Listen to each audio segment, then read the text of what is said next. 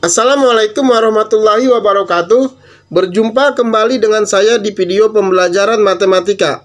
Kali ini saya akan membahas tentang bab 3, kesebangunan dan kekongruenan. Ya, simak dan perhatikan video berikut ini dengan baik dan jangan lupa like and subscribe. Anak-anak, sekarang saya akan membahas tentang kesebangunan dan kekongruenan. Sebelum kesebangunan, saya ingin menjelaskan tentang kekongruenan. Kongruen, apa sih itu kongruen? Kongruen adalah dua buah bangun yang mempunyai bentuk yang sama, baik ukurannya maupun sudutnya. Ya, jadi kongruen itu sama dia.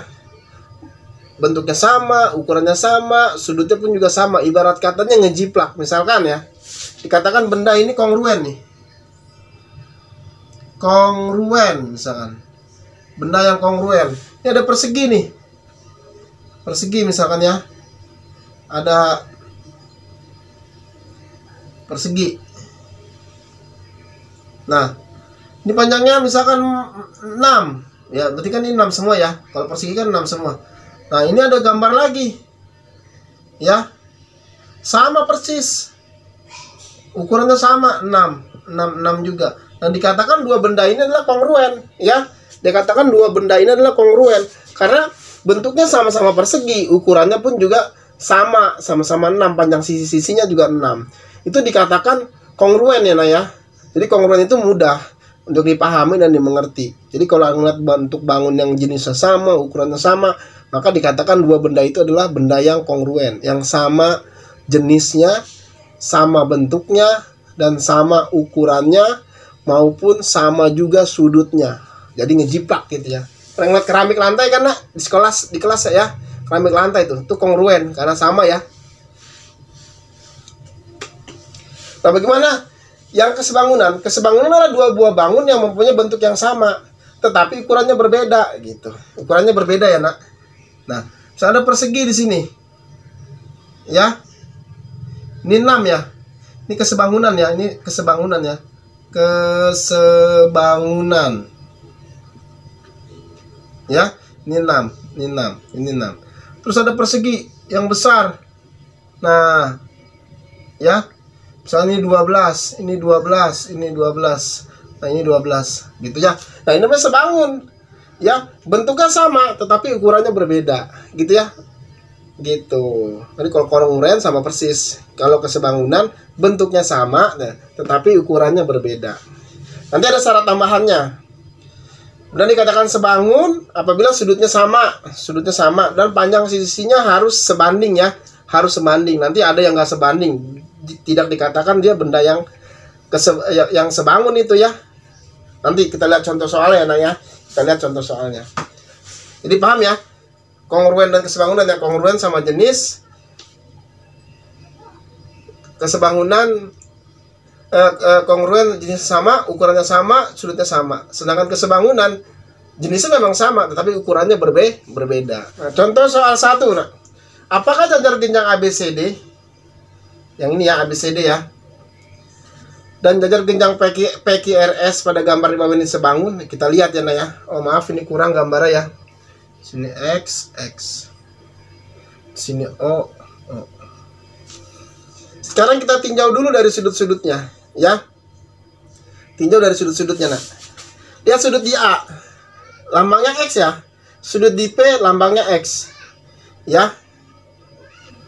Maka sudut di A sama dengan sudut P, ya. Sudut C sama dengan sudut R, karena lambangnya sama-sama X. Sekarang sudut B. Sudut B sama dengan sudut Q, sama sudut D sama dengan sudut S. Ini ditinjau dari sudutnya, nak, ya. Dia sudah sebangun ya, nak, karena sama persis ya. Dia sudah sebangun. Kalau ditinjau dari sudutnya, kan ada dua syarat.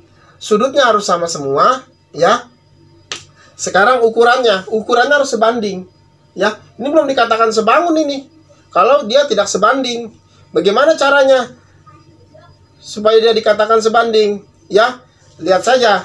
Kita bandingkan panjang yang diketahui, panjang yang kecil nih alasnya, saya bandingkan ya. panjang yang kecil yang alas, ini AB, saya bandingkan dengan panjang yang besar, jajar yang genjang yang besar, yaitu PQ. AB berapa? 8 ya nak? PQ berapa? 10. Saya sederhanakan, sama-sama dibagi 2, sama dengan 4/5 ya nak? Nah, dia harus 4/5 juga. Kalau dia nggak 4/5, maka tidak sebanding. Sekarang yang ini, AD. AD yang sisi miring yang jajar genjang yang kecil saya bandingkan dengan PS, jajar genjang yang besar. AD berapa? 6 ya nak? 6. PS berapa? 12. Saya bandingkan, saya bagi 2, saya bagi 3 ya. Saya bagi 3. 6 bagi 3 2 ya nak? 12 bagi 3 berapa? Oh, salah. Langsung aja bagi 6 ya. Bagi 6 ya.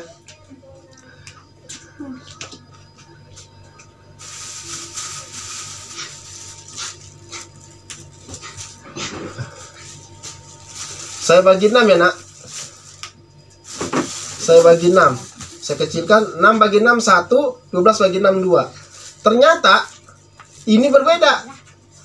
Karena ini berbeda ya. Karena ini berbeda, maka benda ini dikatakan apa?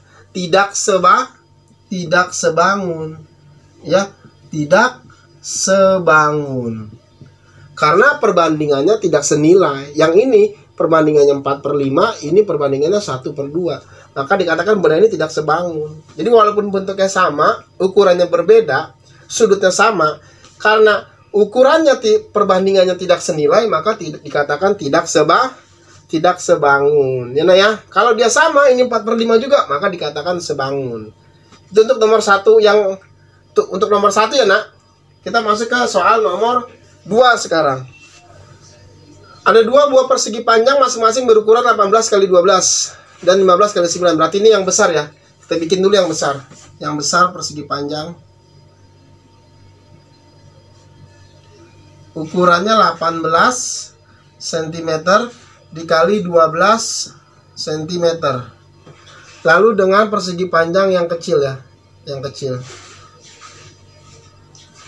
Ukurannya 15 cm dikali 9 cm.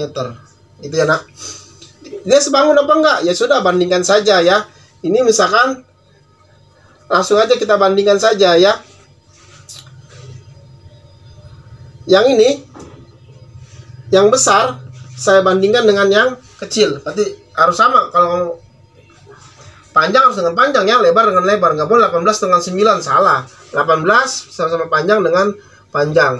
18 saya bandingkan dengan 15. Saya perkecil ya, saya sama bagi 3 ya.